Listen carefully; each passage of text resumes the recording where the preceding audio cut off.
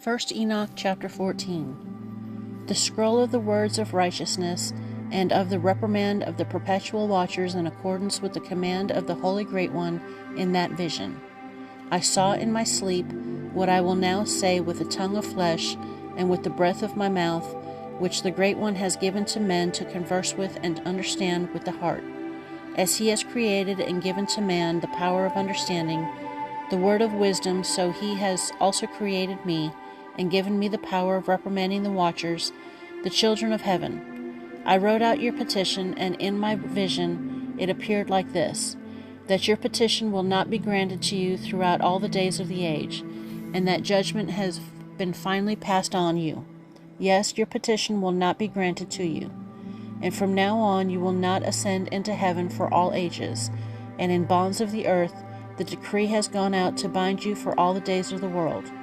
And you will have seen the destruction of your beloved sons beforehand, and you will have no pleasure in them, but they will fall before you by the sword.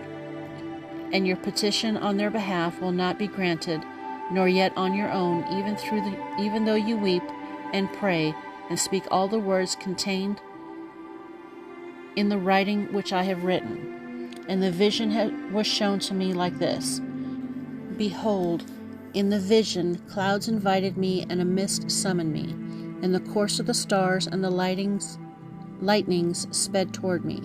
And the winds in the vision caused me to fly and lift me upward and bore me into heaven. And I went in until I drew near to a wall which is built of crystals and surrounded by tongues of fire.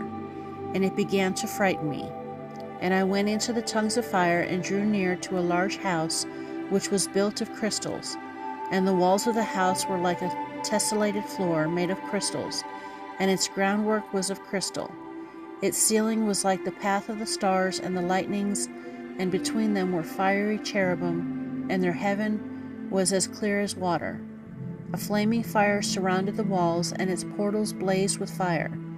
And I entered into that house, and it was hot as fire and cold as ice. There were no delights of life therein. Fear covered me, and trembling took a hold of me. And as I quaked and trembled, I fell on my face. And I beheld a vision, and behold, there was a second house, greater than the former, and the entire portal stood open before me. And it was built of flames of fire, and in every respect it so excelled in splendor and magnificence, an extent that I cannot describe to you its splendor and its extent. And its floor was of fire, and above it were lightnings and the path of the stars, and its ceiling was also flaming fire. And I looked and saw a lofty throne therein. Its appearance was as crystal, and the wheels thereof as the shining sun. And there was the vision of cherubim. And from underneath the throne came streams of flaming fire, so that I could not look thereon. And the great glory sat thereon, and his raiment shone more brightly than the sun, and was whiter than any snow.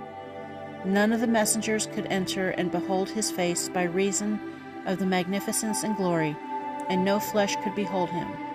The flaming fire was around him, and a great fire stood before him, and none around could draw near him. Myriads of myriads stood before him, yet he needed no counselor. And the most holy ones who were near to him did not leave by night, nor depart from him. And until then I had been prostrate on my face, trembling. And the Lord called me with his own mouth, and said to me, Come here, Enoch, and hear my word. And one of the holy ones came to me and waked me, and he made me rise up and approach the door, and I bowed my face downwards.